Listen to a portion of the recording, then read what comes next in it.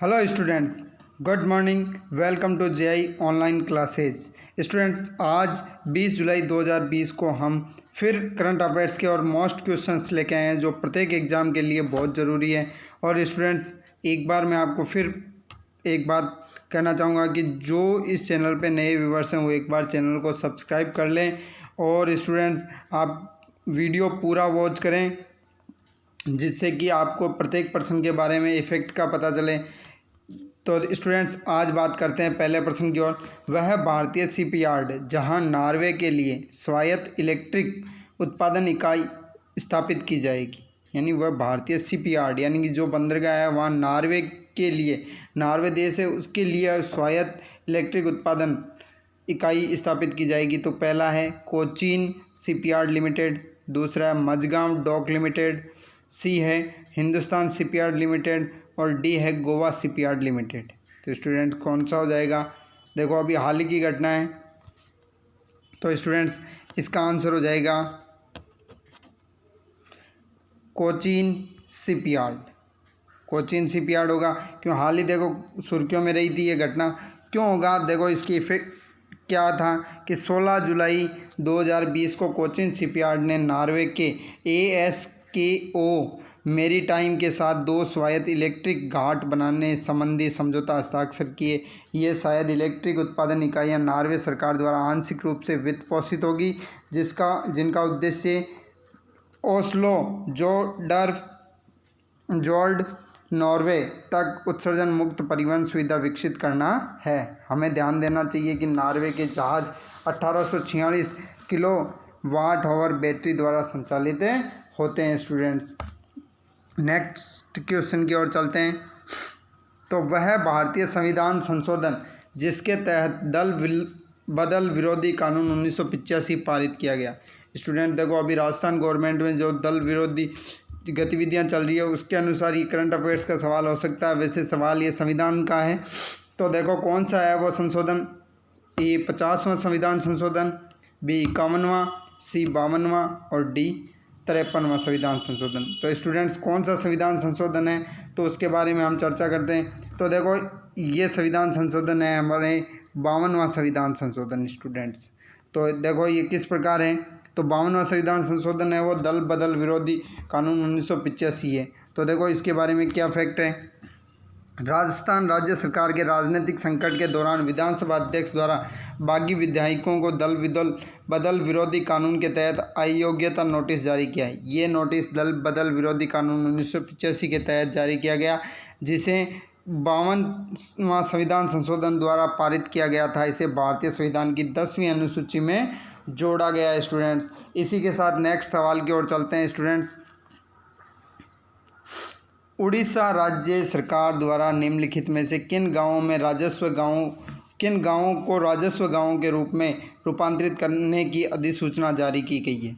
गंगा मुंडा और खजूरी नाली, चालू झरन और भालू तांगर, गंगा मुंडा और करदाबानी या उपरोक्त सभी। स्टूडेंट्स, तो क्या होगा? देखो, हाल ही में उड़ीसा राज्य सरकार ने यह नोटिस जारी किया था, तो इसका ऑप्शन होगा स्टूडेंट्स उपरोक्त सभी, यानी कि ये जो सभी अपने को गांव दिए गए हैं ये सभी में नोटिस जारी किया गया था। तो देखो इनके बारे में क्या कहा। उड़ीसा, हाल ही में उड़ीसा सरकार द्वारा अनुसूचित जनजाति एवं अन्य पारंपरिक वन निवासी जो वन अधिकारों की मान्यता अधिनियम 2006 के तहत 5 आदिवासी गांवों को राजस्व गांवों के रूप में रूपांतरित करने की अधिसूचना जारी की।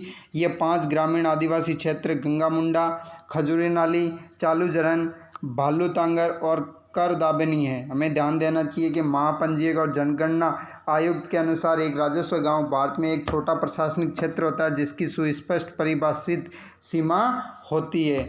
स्टूडेंट, इसी के साथ हम नेक्स्ट सवाल की ओर चलते हैं। वह राज्य सरकार जिसका पशु एवं पक्षी बलि निषेध अधिनियम 1968 के संवैधानिकता की जांच की जाएगी, यानी वह कौन सा राज्य है जिसमें पशु एवं पक्षी बलि निषेध अधिनियम 1968 की संवैधानिकता की जांच की जाएगी कि वहाँ पे ये पूर्ण रूप से कार्य लागू होते हैं संविधान की दृष्टि से या नहीं। तो ए ऑप्शन है केरल, बी कर्नाटक, सी आंध्र प्रदेश और डी तेलंगाना। तो स्टूडेंट्स, कौन सा होगा? यहाँ देखो बहुत से स्टूडेंटों को पता भी है कि कौन से राज्य में ये घटना चलती है, तो ये है अपने केरल राज्य की। कहाँ का है ये? केरल राज्य होगा इसका आंसर।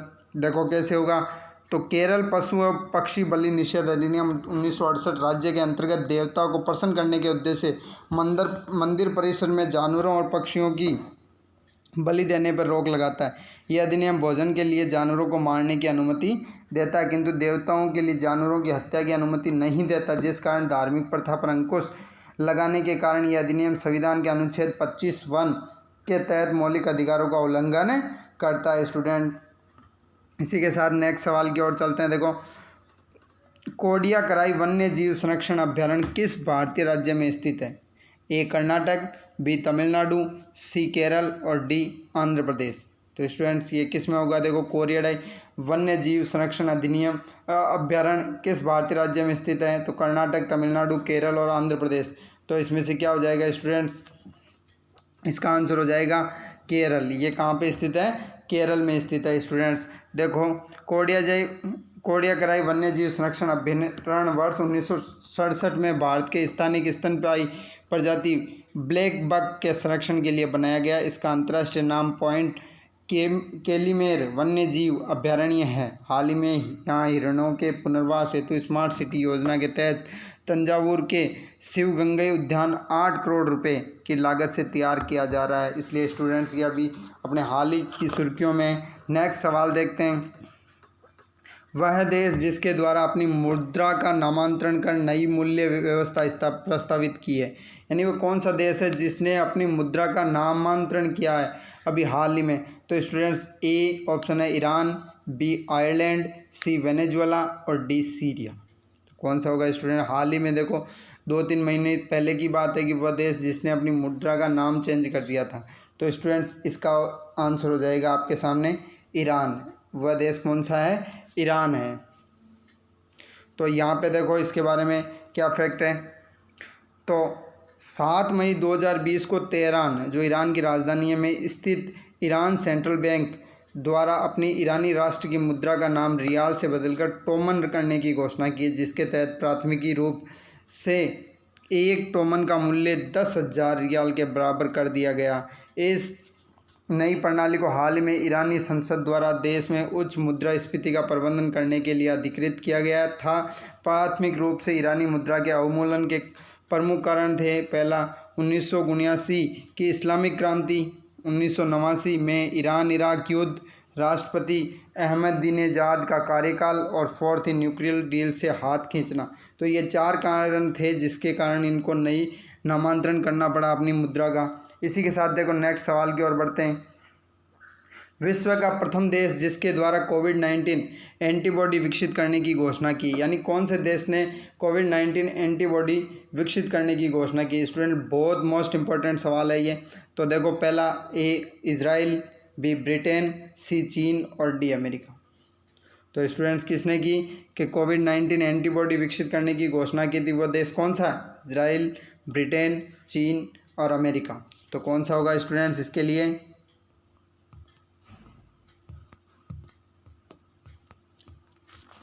तो सोचिए स्टूडेंट कौन सा होगा? इसका आंसर हो जाएगा आपके इजराइल। वह देश कौन सा है जिसने घोषणा की थी? वह है इजराइल। कैसे होगा? देखो स्टूडेंट, 5 मई 2020 को Israel institute of biological research ने कोविड-19 एंटीबॉडी विकसित करने की घोषणा की। इस संस्थान द्वारा विकसित मोनोक्लोनल न्यूट्रलाइजिंग एंटीबॉडी संक्रमित व्यक्ति के अंदर कोविड-19 वायरस को बेअसर करने में सहायक है। एंटीबॉडी को मोनोक्लोनल कहा जाता है। वैज्ञानिकों का मानना है कि एंटीबॉडी संभवतः एंटीडोट हो सकता है जिसका उपयोग कोविड-19 के उपचार में किया जा सकता है। नेक्स्ट सवाल देखते हैं स्टूडेंट्स। वह संगठन जिसके द्वारा अल्ट्रावायलेट कीटाणु शोधन टावर विकसित किया गया, अल्ट्रावायलेट कीटाणु शोधन टावर विकसित किया गया कौन से? तो देखो, ए ऑप्शन है रक्षा अनुसंधान और विकास संगठन, बी अखिल भारतीय आयुर्विज्ञान संस्थान, सी ऑप्शन है Tata institute of fundamental research और डी है रमन अनुसंधान केंद्र। तो स्टूडेंट्स इसका क्या हो जाएगा? सोचो, देखो क्या हो जाएगा? इसका हो जाएगा, इस क्वेश्चन का आंसर होगा रक्षा अनुसंधान और विकास संगठन। क्या हो जाएगा? ए ऑप्शन इसका आंसर हो जाएगा, क्यों होगा स्टूडेंट? देखते हैं 4 मई 2020 को रक्षा अनुसंधान और विकास संगठन ने रासायनिक युक्त और तेजी से कीटाणु शोधन के लिए अल्ट्रावायलेट कीटाणु शोधन टावर विकसित किया है। यूवी ब्लास्टर नामक उपकरण एक अल्ट्रावायलेट आधारित सैनिटाइजर है। यह उच्च तकनीकी सतहों जैसे कंप्यूटर, इलेक्ट्रॉनिक उपकरण और अन्य गैजेट्स कीटाणु रहित करने के लिए अत्यधिक सहायक है। तो स्टूडेंट नेक्स्ट सवाल देखते हैं इसी के साथ। भारत में कोयला खदानों के राष्ट्रीयकरण का प्रथम चरण प्रारंभ किया गया था। यानी जो कोयला खदानें हैं उनका राष्ट्रीयकरण करने के जो कार्य किया गया था उसका प्रथम चरण कब प्रारंभ किया गया? तो स्टूडेंट्स इसका फर्स्ट ऑप्शन है वर्ष 1971, बी है वर्ष 1969, सी है वर्ष 1973 और डी है 1978। तो स्टूडेंट्स इसका क्या हो जाएगा? देखो तो इसका आंसर हो जाएगा स्टूडेंट्स वर्ष 1971 में इसका प्रथम चरण पूर्ण किया गया था। देखो स्टूडेंट्स ये क्यों है अभी हाल ही में सुर्खियों में? तो वर्ष 1971 में कोयला खदानों के राष्ट्रीयकरण के प्रथम चरण का संपादन प्रारंभ किया गया, जिसके उपरांत वर्ष 1975 में कोल इंडिया लिमिटेड की स्थापना की गई। वर्ष 2015 में कोयला खदानों विशेष प्रावधान अधिनियम 2015 के तहत कोल माइंस में निजी क्षेत्र को कोयला खनन की अनुमति प्रदान की गई। नेक्स्ट स्टूडेंट बहुत मोस्ट इम्पोर्टेंट है, कई बार स्टूडेंट जल्दबाजी में इस सवाल को गलत भी कर देते हैं। स्टूडेंट देखो इसका जम्मू और कश्मीर के विभाजन के उपरांत देश में राज्य विधान परिषदों की संख्या है। तो स्टूडेंट्स ये बहुत ही सिंपल सा सवाल है, लेकिन कई बार स्टूडेंट जल्दबाजी में गलत कर देता है कि अपने देश में कितने विधान परिषद हैं जम्मू कश्मीर के विभाजन के बाद। तो स्टूडेंट्स ए ऑप्शन 7, बी 6, सी 8 और डी है 5। तो स्टूडेंट्स कितने विधानसभा है? तो देखो हमारे देश भारत के अंदर कितने, तो पहले कितने थे? जम्मू कश्मीर से विभाजन से पहले 29 तो अपने स्टेट्स थे और 7 थे विधान परिषद। तो स्टूडेंट जम्मू कश्मीर का विभाजन होने के बाद अपने पास क्या बच गया? तो देखो 28 तो स्टेट हो गए और 6 विधान परिषद हो गई। तो यानी कि अब कितनी विधान परिषद हो गई अपने पास? 6 हो गई। तो स्टूडेंट्स अब देखो इसके बारे में, विधान परिषद एक राज्य विधायिका में ऊपरी सदन है और अनुच्छेद 169 के तहत स्थापित किया जाता है। विधान परिषद का प्रत्येक सदस्य 6 वर्षों तक कार्यरत होता है, जैसे राज्यसभा में होता है। इसलिए राज्य विधान परिषद के 1/3 सदस्य की शर्त हर 2 साल में समाप्त होती है। वर्तमान समय में जम्मू और कश्मीर के विभाजन के बाद आज 28 राज्यों में से 6 विधान परिषद है। स्टूडेंट इसी के साथ आज के क्वेश्चन पूर्ण होते हैं। स्टूडेंट आपको क्वेश्चन का स्टैंडर्ड किस प्रकार लगा, वीडियो किस प्रकार का लगा, लाइक कीजिए, शेयर कीजिए, कमेंट कीजिए और यदि किसी प्रश्न में आपको डाउट रहता है तो वो डाउट मेरे को लिख भेजिए कमेंट बॉक्स में, जिससे मैं आपको नेक्स्ट वीडियो के अंदर वो डाउट आपका सॉल्व कर सकूं। और जितने भी नए व्यूवर्स हैं वो स्टूडेंट्स वो एक बार चैनल को सब्सक्राइब कर लीजिए और जितने अपने जो भी तैयारी कर रहे हैं वो फ्रेंड्स है, क्लासमेट है, अपने फैमिली मेम्बर है, उनको वीडियो शेयर कीजिए और चैनल सब्सक्राइब कराइए। Thank you.